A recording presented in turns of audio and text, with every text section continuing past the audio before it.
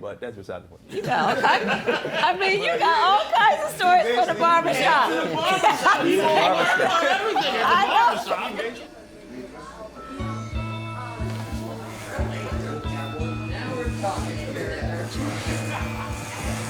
It sounds like somebody's pulling up.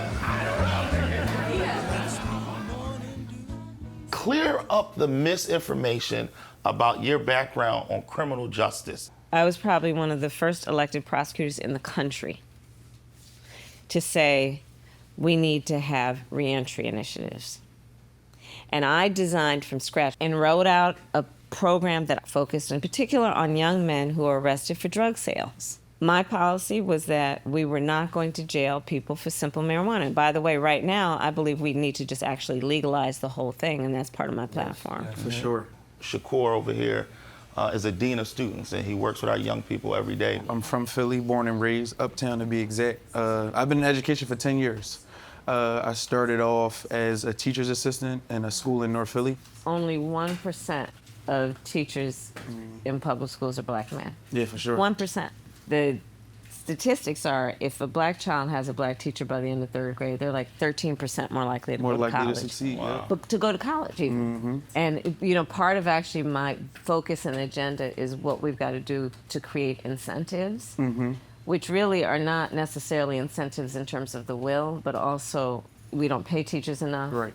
Student loan debt is an issue, you know, and thinking about how we create incentives to actually recruit and retain, because we know the benefit to overall society, Right. and in particular to our children. You know, the beauty of human nature also is that when you set a high bar and you give people the chance to reach it, especially starting with our children, they will go for it every time. Every time. Every single time. If you give a child from the beginning of their life all reinforcement that tells them they can be anything and do anything, and that they are loved and that they are special. I mean, that is one of the keys, I think, to what we can do for the children of our families, our community, right? I mean, I think about it, you know, I grew up at a time where, you know, Aretha was singing "You Are Young, Gifted, and Black." And every signal we received told us that. Right. Yeah. And, you know, we weren't particularly special, but everybody told us we was. Right. And we believed them. But what we were talking about is representation and why it matters. That's And right. Being able to see yourself as a heroic figure. Yeah, right. Everybody feels lonely. Everybody Yeah, that's feels true. like just That's things true. aren't going your way. And when you look around, the way that society is being constructed, the way that it's just everything is so against you. No matter who you are, you're gonna have to hit the same roadblocks in life. As a black man, you know, it was about 2 weeks ago you released your plan for black men. And first, let me say thank you for doing it. I loved it. But it's quite based on sure- work I've been doing for years, by the way. Exactly. Right? Yeah. But a lot of times brothers don't feel seen. Yeah, but understandably. And so literally having a plan that says, black men, this is for you, Right. was extremely important. What we're seeing is getting more brothers to actually understand what's in the plan. But you also talked about other things. And I mean, I read the plan. I think it So, was 9 for pages. example, I to read your it all. point, I also know history to understand why people feel the way they do right now, and it's based on fact. You look at World War II. Okay. The people who went to fight that war, who were predominantly men, went to go fight that war. They came back, and America called them the greatest generation because they did such an incredible job, and so many gave their lives for it. So the policy was, we should invest in the greatest generation. They've done so much for our country. And one of the things that we did as policy to create federal programs to help them, including giving an incredible infusion of resources into helping people buy homes, to become homeowners. Right. But of course, we still had, at that time, incredible racism within the institutions. Right. So in spite of a policy that was supposed to benefit everyone, which boosted a lot of people, our black servicemen did not benefit from that boost as much as others did. So you just look at these different moments in time, right? You look at redlining. I mean, it happened here in Philly. It happened all over the Right. country, which is black people who were ready to buy homes in areas where they could then build the wealth, right? We're not allowed to buy in those places. And today, Black families are 40% less likely to own their homes than others, okay? Right. So part of my plan and policy is recognizing that, to give people a $25,000 down payment assistance if they're a first-time home buyer, which just helps people literally get their foot in the door. And then folks will save up. They'll do what they do to make the mortgage.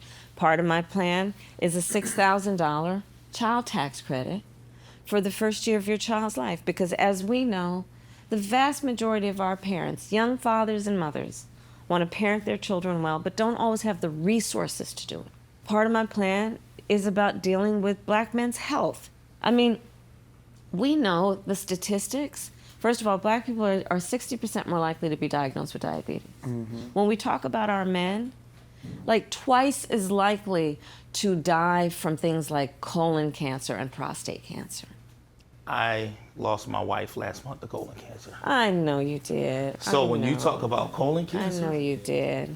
And I'm so sorry. I appreciate that. But the truth is, I lost my mother to colon cancer. you're so right. We have to utilize our platforms to make sure that people understand early screening, early detection. And for brothers, like, we'll come in the barbershop, we'll talk about everything else, but we won't talk about health care. Yeah. We won't talk about those things that could mean life or death. That's exactly So- right. And the so quality it's- of life, too. Yes. Right?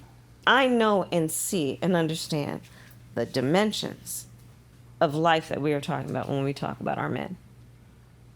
And it's about home ownership. It's about being a business person. It's about having dreams. It's about having ambitions. It's about education. It's about health. And it's, yes, it is about the election, but it's more than that. Because part to the point that we've been talking about, and you talked about so beautifully, when people feel alone, it's very disempowering.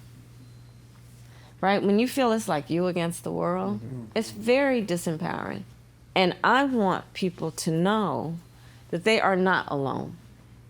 I tell people all the time, there's going to be a president, there's going to be members of Congress. Right. There are going to be governors, there's going to be members of the General Assembly, there are going to be mayors and city council. The question that we have to ask ourselves as Black men, are we going to have a say in who those people are going to be? That's exactly right. And when you don't vote, those folks still get elected. You just don't get to That's decide. exactly right. So I wrote with Cory Booker the George Floyd Justice and Policing Act when I was in the Senate. And there were a bunch of folks who did not want it to happen and worked against it. And we still need to pass the George Floyd Justice and Policing Act, okay? But they worked against it. And then those are the same people who will quietly suggest, see, you shouldn't vote because nothing happens when you do. Because there are forces that also trying to obstruct the good work. And here's the thing, though. If you don't vote, then you're not deciding who's in the positions of power to make decisions like, do we pass the George Floyd Justice and Policing Act? You see the vicious cycle? Right. So you don't vote, and then you end up taking yourself out of the game. And we should never take ourselves out of the game. There's a national spotlight every 4 years around the big ticket, the presidential election and everything like that. There's also very important to make sure that you're voting in your local elections also. Good. Your judges, your state reps, your Absolutely. city council people, sheriff. and also being engaged in that process so that you understand how all of these different functions work together. Right. To get the word out, whether people vote for me or not, whether they vote or not. Well, although we want to encourage them to vote for me. Everybody should But vote. but let's get the word out so people also understand what they have a right to expect and demand. Because this is not about doing anybody a favor. It's literally the right thing to do. Period. Well, you survived. You survived the barbershop. I had no question about that. Were you worried? I know. I mean, I knew you was going to do I it. think you were worried. No, I wasn't. Are you all right? You were Okay. Harris. You were Harris. That's how we built. Let's thank the Vice you all President for for hanging this out with us a little Thank bit. you for letting me come into the barbershop. I know what a sacred space this is. I mean, it's so And funny. keep I was some going to say conversations alive. well, but this is where America's news gets told. No, for sure. Right? Like all the press were here. This is where America's news gets told.